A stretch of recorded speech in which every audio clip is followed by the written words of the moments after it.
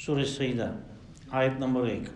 اعوذ باللہ من الشیطان الرجیم، بسم اللہ الرحمن الرحیم، الف لام میم، تنزیل الکتاب لا ریب فیہ من رب العالمین، ام یقولون افتراہ بل هو الحق من ربك لتنذر قوما ما أتاهم من نذير من قبلك لعلهم يهتدون الله الذي خلق السماوات والأرض وما بينهما في 6 أيام ثم استوى على العرش ما لكم من دونه من ولي ولا شفيع أفلا تتذكرون يدبر الأمر من السماء إلى الأرض ثم يعرج إليه في يوم كان مقداره 1000 سنة مما تعدون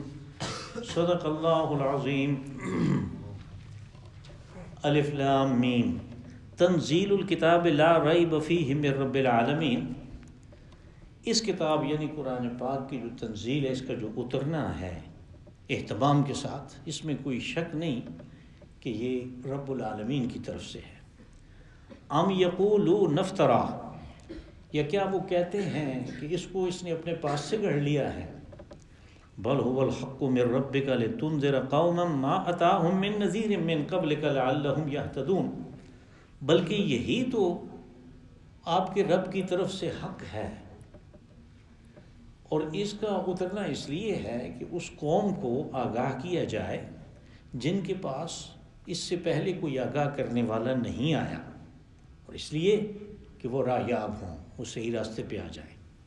اللہ الذی خلق السماوات والارض وما بینہما فی 6 ایام ثم استوی علی العرش۔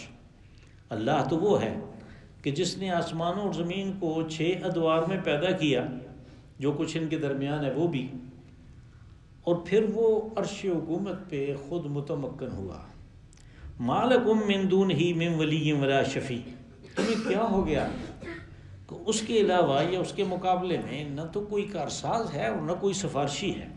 افلا تتذکرون، تو تم اس بات کا خیال کیوں نہیں کرتے، تم اندیشہ کیوں نہیں کرتے۔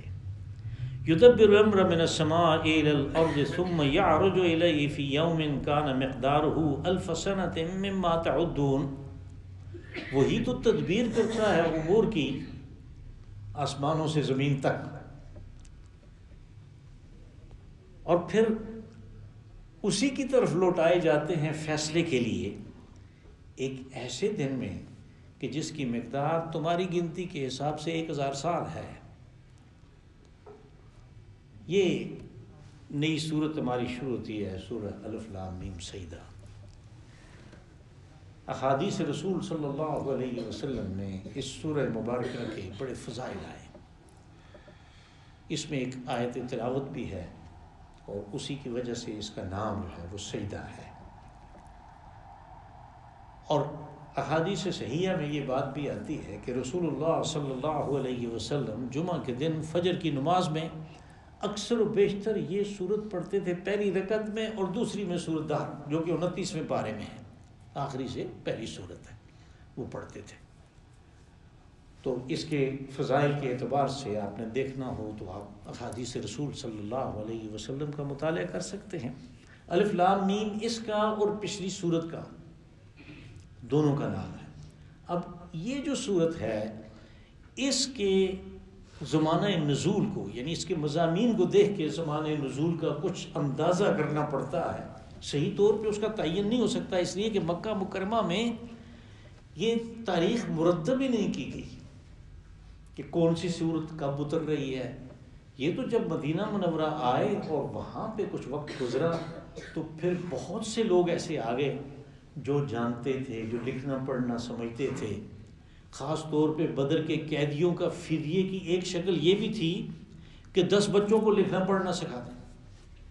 جو پڑھے لکھے قیدی آ گئے تھے بدر کی جنگ کے بعد، ان میں سے ایک قسم فدیہ کی یہ بھی تھی کہ جو پڑھنا لکھنا جانتے ہیں وہ بچوں کو دکھائیں۔ اور مشہور جو کاتب ہیں زید بن ثابت رضی اللہ عنہ، جو اس کمیٹی کے چیئرمین تھے جس نے سارا قرآن پاک لکھ کے دیا، اس لیے کہ یہ تو سینہ بسینہ چل رہا تھا. جب اس کمیٹی کے حوالے کیا گیا یہ کام کہ اس کو ضبط تحریر میں لائیں، تو کمیٹی کے جو سربراہ تھے وہ زید بن ثابت تھے، اور انہوں نے قیدی سے سیکھا تھا لکھنا پڑھنا. تو یہ جو کتاب ہے، یہ جو سورہ مبارکہ ہے، اس کا زمانہ جو یعنی دیکھیں مضامین کو تو پتہ چلتا ہے کہ ابھی کفار نے اسلام قبول کرنے والوں پہ بہت زیادہ سختی نہیں کی تھی. یعنی 3-4 نبوت کے تیسرے چوتھے یا 5ویں سال اس زمانے میں یہ صورت اتری ہے. اب اس زمانے میں اسلام اس قریش کو اور ان لوگوں کو کس چیز کی دعوت دے رہا تھا؟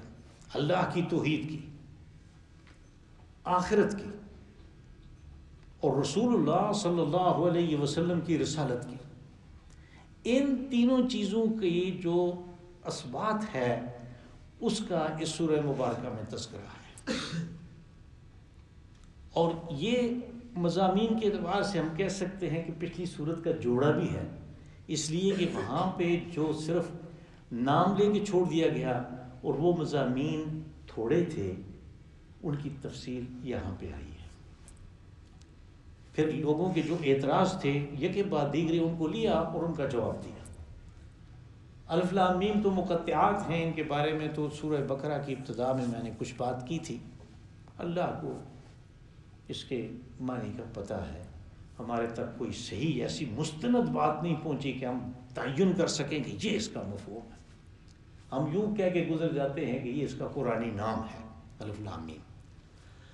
تنزیل من رب العالمین، تنزیل اترنے کو کہتے ہیں. لیکن یاد رہے کہ عربی زبان میں جو افعال ہیں ان کے بیان کے مختلف یعنی پیرائے ہیں، اس کو ہم صیغے کہتے ہیں، اور وہ 8 ہوتے ہیں. جو سادہ سا فعل ہے ضربا، اس نے مارا، لیکن یہ تو بڑے اہتمام سے مارا. یعنی ایک تو ہوتا ہے کہ اس نے مارا بس اچانک ایک تھپڑ رسید کر دیا، ایک یہ ہے کہ اہتمام سے مارا، اس کو باندھا، پھر گیا کچھ چھوٹی وغیرہ لایا، پھر اس کو مارا. یہ جو اہتمام ہے اس کو بیان کرنا ہے. تو ہمارے ہاں اردو میں تو اس کے لیے فکروں کے فکرے ہوں گے، پھر جا کے پتہ چلے گا کہ کیسے مارا. عربی زبان میں اس اہتمام کو بیان کرنے کے لیے تفعیل کا صیغہ استعمال ہوتا ہے.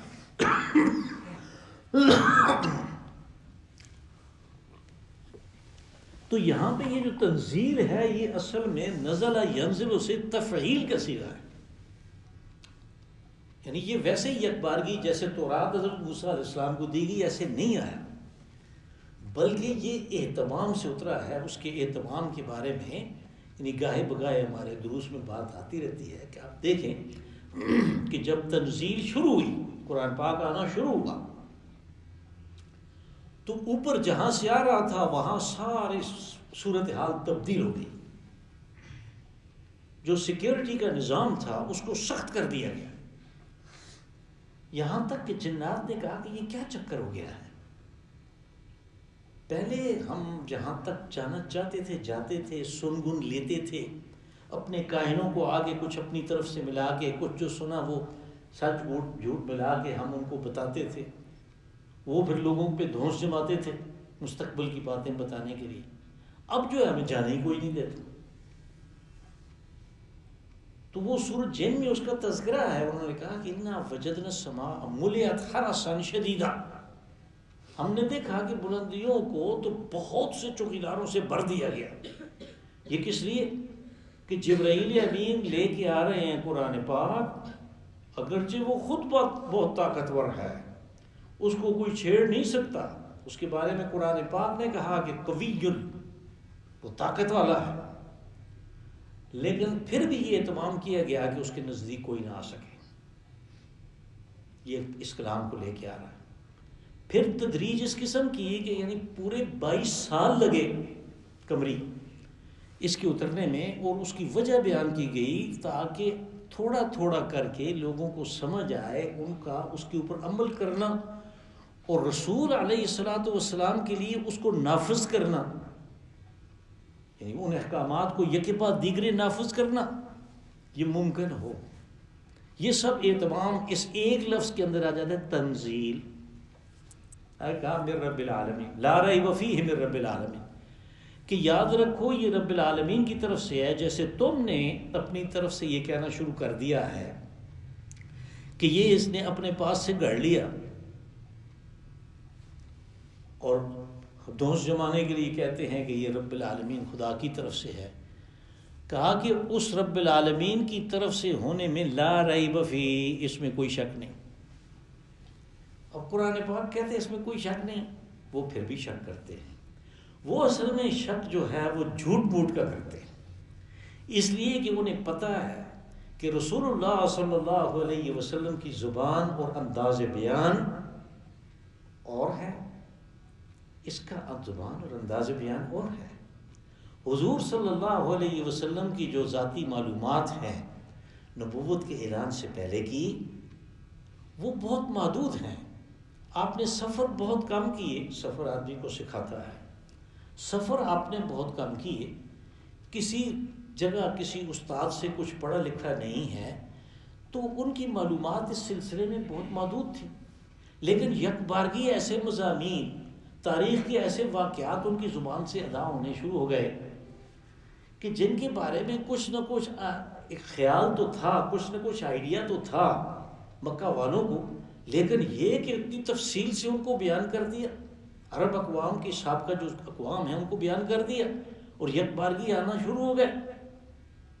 کہ ان کو پتہ ہے، ان چیزوں سے ان کو پتہ ہے. اور دوسرا یہ کہ وہ راست ہے، راست باز انسان ہیں، سچ بولنے والے ہیں، امانت دار ہیں، جنہوں نے بندوں کے ساتھ جھوٹ کبھی نہیں بولا. وہ اپنے اللہ پہ کیسے جھوٹ بولے گا؟ وہ رب العالمین پہ کیسے جھوٹ بولے گا؟ اب چونکہ یہ باتیں ان سب لوگوں کو پتہ تھی، اس لیے انہیں یہ یقین نہ بھی کہیں تو یہ گمان تھا کہ یہ انہوں نے اپنے پاس سے نہیں بنایا. وہ کہتے اپنے پاس سے بنایا. کہا لا ریب فیہ، یہ رب العالمین کی طرف سے، اس میں کوئی شک کی بات ہی نہیں. شک کی بات ہو تو اس بات کو بھی سامنے لائیں نا کہ ان کو پتہ چلے.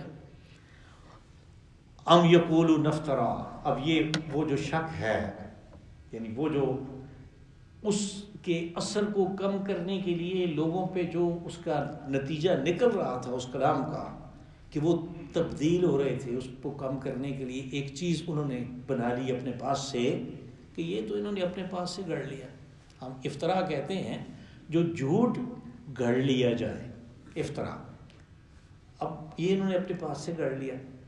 تو دونس جمانے کے لیے کہتے ہیں کہ میں رسول ہوں، یعنی اس میں دونوں باتیں آ جاتی ہیں کہ جب قرآن پاک اللہ کی طرف سے ان پہ اترا تو یہ رسول ہیں، اور یہ کہ اس ایک بات کو جھٹلانا جو ہے کہ یہ تو اللہ کی طرف سے آنے والا ہی نہیں، ان دونوں کو یعنی قرآن حکیم کو اور رسول علیہ الصلاۃ والسلام کی رسالت کو جھٹلانا دونوں کو ہو گیا.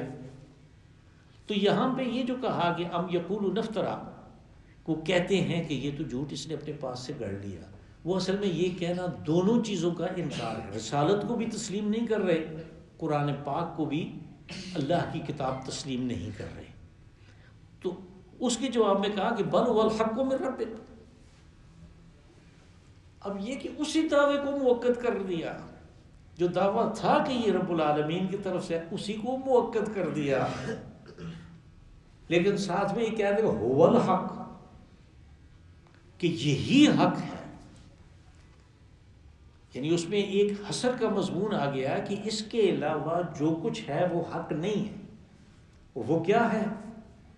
وہ ان کے پاس ایک نظام ہے دین کا، ان کے پاس ایک دین شرک ہے، ان کے پاس ایک سفارشی قسم کا نظام ہے کہ یہ ہماری سفارش کریں گے اور ہم بچ جائیں گے، یہ ہمارے اوپر خوش ہوں گے، اور اس کے نتیجے کے طور پہ ہمارے دنیا کے حالات بھی درست ہو جائیں گے. اور ان کا یہ خیال تھا کہ ہمارے حالات کی درستگی ان کی خوشنودی کی وجہ سے، وہ جو بت انہوں نے رکھے ہوئے تھے ان کی خوشنودی کی وجہ سے ہے کہ ہم ان کی بڑی خدمت کرتے ہیں، ان کے نام کی دیگیں پکاتے ہیں، ان کے لیے قربانیاں دیتے ہیں، ہم اس کا خون ان کے اوپر چھڑکتے ہیں، یہ بڑے خوش ہوتے ہیں، ان کی خوشنودی سے ہمارے کاروبار میں ترقی ہے.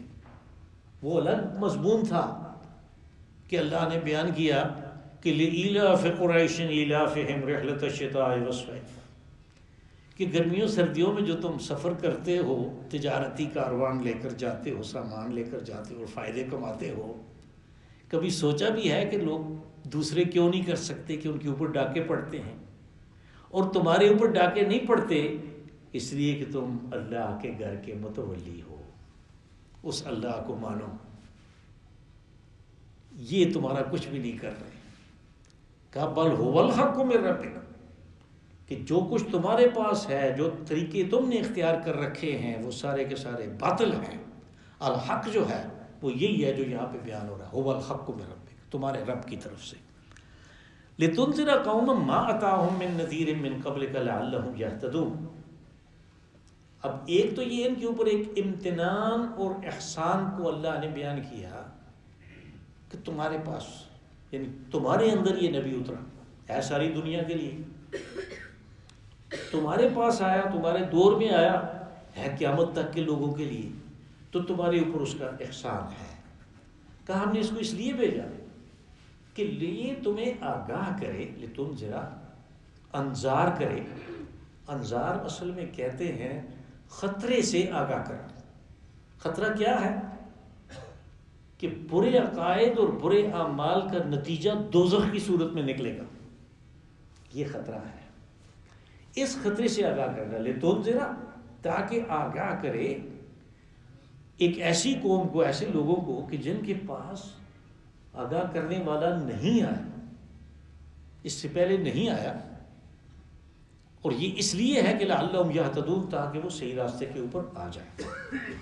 اب یہ دیکھیں کہ قرآن پاک نے کہا کہ ان کے پاس نہیں آیا، اور ہمارے تفسیروں میں ہمیں یہ بات ملتی ہے کہ چونکہ حضرت اسماعیل علیہ السلام کے پاس کے بعد رسول اللہ صلی اللہ علیہ وسلم تک کوئی رسول یا نبی نہیں آیا، اس لیے یہ بات کی گئی۔ اصل میں یہ ایک لمبے عرصے کی وجہ سے یہ بات کی گئی ہے کہ ایک لمبا عرصہ، اس لیے کہ حضرت اسماعیل علیہ السلام کا زمانہ رسول اللہ صلی اللہ علیہ وسلم سے تقریباً 2500 سال پہلے کا ہے۔ اب اس 2500 سال میں بنو اسماعیل میں کوئی نبی نہیں آیا، اس میں کوئی شک نہیں ہے۔ بنو اسماعیل میں، جو کہ پیننشولا جو ہے، یہ جو جزیرہ نما ہے، اس میں بنو اسماعیل آباد تھے، جہاں کہیں کوئی قبیلہ تھا وہ حضرت اسماعیل علیہ السلام کی اولاد سے ہے، ان میں کوئی نہیں آیا۔ لیکن عرب میں حضرت شعیب علیہ السلام ایک عرب نبی تھے، عرب علاقے میں آئے، اور وہ حضرت اسماعیل علیہ السلام کے بعد ہیں، لیکن وہ بھی ان کے بالکل قریب زمانے میں ہیں۔ حضرت شعیب جو ہیں یہ حضرت ابراہیم علیہ السلام کی اولاد سے ہیں، ان کی ایک بیوی تھی، اس کا نام تھا قطورہ، اور یہ جو قوم شعیب ہے یہ بنو قطورہ ہیں، ان کو کہتے ہیں، تاریخ میں مورخین ان کو بنو قطورہ کہتے ہیں، کہ ہے تو ابراہیم علیہ السلام کی اولاد لیکن یہ قطورہ کے وطن سے ہیں، تو یہ اس کے قریب زمانے میں یہ قوم آباد تھی۔ اس سے پہلے حضرت ابراہیم علیہ السلام سے پہلے عرب اقوام میں رسول آئے، قوم عاد میں حضرت ہود علیہ السلام، قوم سمود میں حضرت صالح علیہ السلام، یہ عرب رسول ہیں اور عرب اقوام ہیں، اقوام واحدہ ہیں، جن کا تذکرہ مکی صورتوں میں ان کی تباہی کی کیا داستان ہوئی وہ سب آتی رہتی ہے۔ تو یہاں پہ یہ جو کہا کہ نہیں آیا، تو اس کا مطلب یہ ہے کہ بہت عرصے تک ان کے اندر کوئی نہیں آیا۔ اب یہ اس لیے بھیجا کہ لعلہم یہتدون، تاکہ یہ راہیاب ہوں۔ اللہ الذی خلق السماوات والارض وما بینہما فی 6 ایام ثم استوی علی العرش۔ اب یہاں پہ توحید کا مضمون شروع ہوتا ہے۔ توحید کے خلاف، یعنی اللہ کے خلاف اور اللہ کی توحید کے خلاف آدمی کے ذہن میں، کچے ذہن میں ایک سوال آتا ہے کہ یہ سارا خود بخود ہو گیا، جیسے ہمارے سامنے جانور ہیں، ان کو ذبح کرتے ہیں، کوئی کمی نہیں ہوتی، ایک خودکار نظام ہے، اس کے صورت میں وہ پیدا ہو رہے ہیں، انسان کی ضرورت پوری کر رہے ہیں۔ اسی طرح جب آدمی زمین پہ محنت کرتا ہے، اس میں اچھا بیج ڈالتا ہے، اس میں اچھا ٹریکٹر چلاتا ہے، بارش برستی ہے یا وہ پانی کا انتظام کرتا ہے تو غلہ پیدا ہو جاتا ہے۔ اسی طرح کچھ ہوا ہوگا کہ یہ زمین و آسمان پیدا ہو گئے۔ تو سب سے پہلے اس نے اپنی تخلیق کو لیا اور کہا کہ یہ میں نے بڑے اہتمام سے بنایا ہے، کہ یک بارگی نہیں کچھ خود بخود ہو گیا۔ کہا زمین و آسمان اور اس کے درمیان، یہ اصل میں کائنات کے لیے ایک اصطلاح استعمال ہوتی ہے قرآن پاک میں، سماوات والارض، کہ اس کائنات کو ہم نے بنایا ہے 6 ادوار میں۔ ایام یوم کی جمع ہے، یوم دن کو کہتے ہیں۔ جب یہ کائنات بن رہی تھی تو پھر اس وقت یہ دن ہمارا زمین والا نہ زمین تھی، نہ یہ سورج تھا، نہ یہ نظام شمسی تھا، تو اس لیے یہ دن نہیں تھا۔ تو کون سا دن تھا؟ وہ دن تھے کہ جو کائناتی دن ہیں۔ یہاں پہ اس کائناتی دن کی مقدار بھی آگے اگلی آیت میں بیان ہوئی۔ کہا کہ اللہ وہ ہے کہ جس نے بڑے اہتمام سے یہ سارا کچھ بنایا ہے۔ ثم استوى علی العرش، کہا پھر وہ بنانے کے بعد اس سے لا تعلق، اس کے کسی حصے سے وہ لا تعلق نہیں ہوا، بلکہ اس پہ جو حکومت کرنی ہے، اس حصے کو جو کنٹرول کرنا ہے، وہ سارے کا سارا اس نے اپنے ہاتھ میں لیا۔ استوى علی العرش، عرش کیا ہے؟ وہ تخت حکومت ہے۔ یعنی لوگوں کا یہ خیال تھا، مشرکین کو ایک یہ واہمہ ہوا کہ اللہ کا جو قرار ہے وہ جہاں پہ ہے، یہ زمین اس سے بہت دور ہے۔ تو اس نے اتنے دور کے اہتمام کے لیے اس کو اپنے کچھ مقربین کے حوالے کر دیا ہے کہ تم اس کے نظام کو چلاؤ۔ وہ اس کو چلا رہے ہیں۔ اس نے جگہ جگہ اس خیال کی تردید کی، جگہ جگہ اس خیال کی تردید کی۔ یعنی آگے سورۃ زخرف میں کہا وَهُوَ الَّذِي فِي السَّمَاءِ إِلَٰهٌ وَفِي الْأَرْضِ إِلَٰهٌ، کہ وہ اللہ ہے جو آسمانوں میں بھی وہی خدا ہے، زمین پہ بھی وہی خدا ہے۔ تو جن کا یہ خیال تھا کہ یہ زمین بہت دور ہے، تو اس نے اپنے مقربین میں سے کچھ کے حوالے کر دی ہے یہ زمین، کہ اس کے نظام کو وہ چلائیں۔ اس نے کہا یہ غلط ہے، زمین پہ بھی معبود میں ہوں، آسمانوں میں بھی میں ہوں، ہر جگہ پہ معبود ایک ہی ہے، وحدہ لا شریک۔ تخت حکومت پہ وہ بیٹھا ہے۔ اب جو تخت حکومت پہ ہوتا ہے، یعنی جس کا قانون چلتا ہے، تو لوگ جو ہیں اس سے ڈرتے ہیں۔ جنہوں نے اس کو بیچ میں سے نکال دیا اور مقربین کو لے کے بیٹھ کے، ان کو خدا سے ڈرنے کی ضرورت نہیں ہے۔ وہ اگر ڈریں گے تو ان سے ڈریں گے کہ جن کے پاس انتظام ہے۔ پس یہاں سے ان خرابیوں کی شروعات ہوتی ہے کہ جو شرک کی وجہ سے انسانوں کے اجتماع کے اندر آ جاتی ہیں۔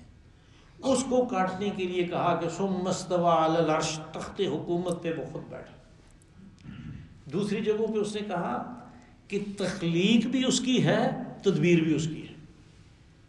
تخلیق یہ ہے کہ پیدا کر دیا، تدبیر یہ ہے کہ وہ پیدا کر کے اس کے بعد اس کے ساتھ کیا کرنا چاہتا ہے، اس نے کیوں پیدا کیا، جس مقصد کے لیے پیدا کیا وہ کیسے پورا ہوگا اور کب تک کے لیے کیا، اور اس کے بعد وہ اس کے ساتھ کیا کرے گا، یہ سارے کا سارا تدبیر ہے۔ اس نے کہا الا لہ الخلق والامر، کہ خبردار رہو، تخلیق اس کی ہے، تدبیر اس کی ہے۔ اس نے پیدا کر کے کسی اور کے حوالے نہیں کیا ہے، یہ تمہارا غلط خیال ہے، اس لیے کہ دوسری کسی میں یہ صلاحیت ہی نہیں ہے کہ وہ اتنے پیچیدہ نظام کو بے شک تھوڑی سی جگہ کا کیوں نہ وہ چلا سکے، وہ نہیں چلا سکتا۔ ثم استوى علی العرش، وہ خود تخت حکومت پہ متمکن ہوا، اس کے ہاتھ میں ہے سب کچھ۔ ما لکم من دونہ من ولی ولا شفیع، ہم اس کا ترجمہ کرتے ہیں کہ تمہیں کیا ہو گیا، اس کے علاوہ، اس کے سوا تمہارا کوئی کارساز اور کوئی سفارشی نہیں۔ یہ جو دون ہے، اس کے معنی میں اصل میں دونوں چیزیں آ جاتی ہیں، اس کے سوا یا اس کے مقابلے میں۔ کبھی یہ آئے گا مجرد دون اور اس کا معنی ہوگا مقابلے میں، کبھی آئے گا تو اس کا معنی ہوگا اس کے سوا۔ یہاں پہ چونکہ یہ دونوں مفہوم اس کے اندر ہیں، اس لیے دونوں لفظ آگے ولی اور شفیع، یعنی اس کے سوا کوئی کارساز نہیں، اور اگر وہ کوئی فیصلہ کرتا ہے تو اس کے فیصلے کو تبدیل کرنے کے لیے اس مخالفت میں، اس کے مقابلے میں کوئی سفارش بھی نہیں کر سکتا۔ سوا اور مقابلے میں دونوں کی وجہ سے یہ دونوں لفظ آئے، ولی ولا شفیع، افلا تتذکرون۔ کہا کہ تمہیں تو اس بات کا اندیشہ ہونا چاہیے کہ یہ تو حساب اس نے لینا ہے، معاملات اس کی طرف جاتے ہیں، اور ہم کس کی پوجا پاٹ کر رہے ہیں، تو پھر اس کے آگے جب جواب دینا ہے تو ہمارے سامنے کون ہوگا، ہماری مدد کو کون آئے گا؟ ما لکم من دونہ من ولی ولا شفیع، کوئی ہے ہی نہیں ہے، تو پھر تو ہمیں اس چیز کا اندیشہ ہونا چاہیے۔ کہا تم اندیشہ کیوں نہیں کرتے کہ یہ کیا کر رہے ہو؟ اس وقت تم لاجواب ہو جاؤ گے اور نتیجہ بڑا خراب نکلے گا۔ یدبر الامر من السماء الی الارض، کا وہی تدبیر کرتا ہے آسمانوں سے لے کر زمین تک، وہی بات جو تھی الا لہ الخلق والامر، اور وہی بات جو اس نے کہا کہ آسمانوں میں بھی وہی معبود ہے، زمین میں بھی وہی معبود ہے، وہ ایک ہی معبود ہے۔ اور وہ کیا کرتا ہے؟ یدبر الامر من السماء الی الارض، وہ امور کو یعنی بھیجتا ہے دنیا کے لیے کہ یہ کرنا ہے، یہ کرنا ہے، اور اس کے لیے اس نے اپنی طرف سے ایک محکمہ قائم کر رکھا ہے ملائکہ کے ذریعے سے، جو کہ قضاء و قدر کے فیصلے کرتے ہیں اس کے حکم سے، اور پھر وہ رپورٹ پیش کرتے ہیں۔ ثم یعرج الیہ، پھر یہ معاملات اس کی طرف لوٹ جاتے ہیں کہ آپ نے یہ حکم دیا تھا، لوگوں کا یہ رد عمل تھا۔ یہ جو یارو جو ہے یہ بالکل اس کا وہی مفہوم ہے جو ہم کہتے ہیں نا کہ یہ معاملہ ادھر ریفر کر دیا گیا، یعنی جس دوسرے کو وہ بھیج دیا جاتا ہے، ریفر کر دیتے ہیں۔ اگر کبھی آپ نے پرائم منسٹر کے پورٹل پہ کوئی کمپلینٹ درج کی ہو، تو جو ہی آپ اپنے موبائل سے، اپنے پیڈ سے، اپنے ٹیب سے وہ درج کرتے ہیں تو آدھے گھنٹے میں، ایک گھنٹے میں اس کا ایک جواب آتا ہے کہ آپ کی کمپلینٹ جو ہے، آپ کی جو شکایت ہے وہ فلاں کو ریفر کر دی گئی ہے، یعنی وہ اس کے اوپر ایکشن لے گا، اور وہ پھر اس پورٹل میں بتائے گا کہ آپ نے یہ معاملہ میرے پاس بھیجا تھا، میں نے کیا کیا ہے۔ پھر وہ جو ہے وہ جب اس کو کسی اور کے پاس بھیجتا ہے جس نے کوئی ایکشن لینا ہے، تو آپ دیکھیں گے، جب آپ اپنی کمپلینٹ کو دیکھیں تو پتہ چلتا ہے کہ اس نے ادھر بھی بتا دیا کہ میں نے ڈپٹی کمشنر کو بھیج دیا ہے، اور ڈپٹی کمشنر کو لکھ دیا کہ بھائی اس کا دیکھو یہ کیا ہے، اس کمپلینٹ کو دور کرو۔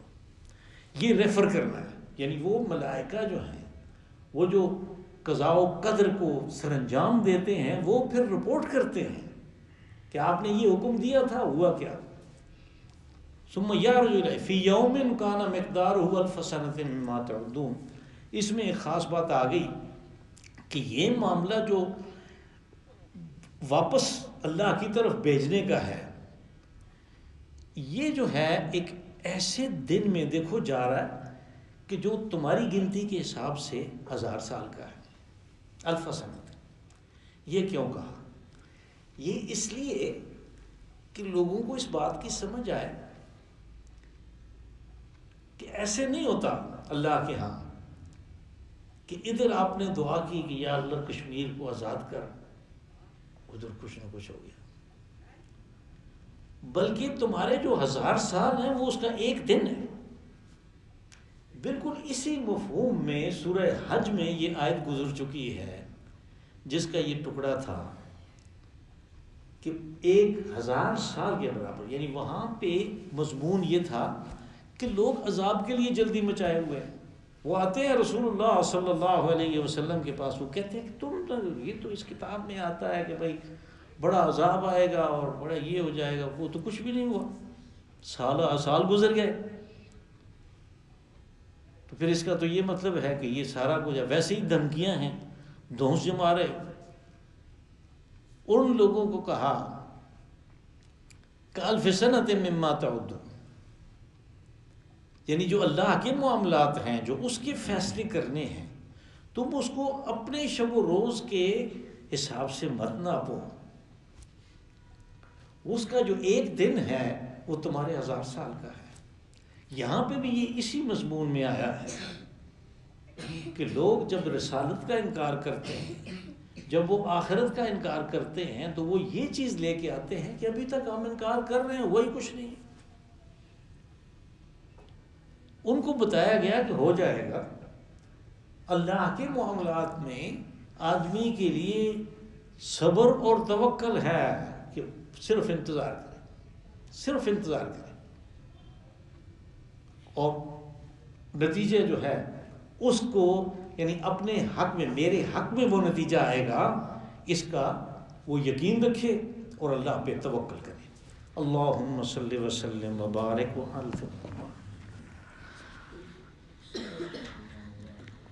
صلی اللہ علی حبیبہ محمد وآلہ وسلم۔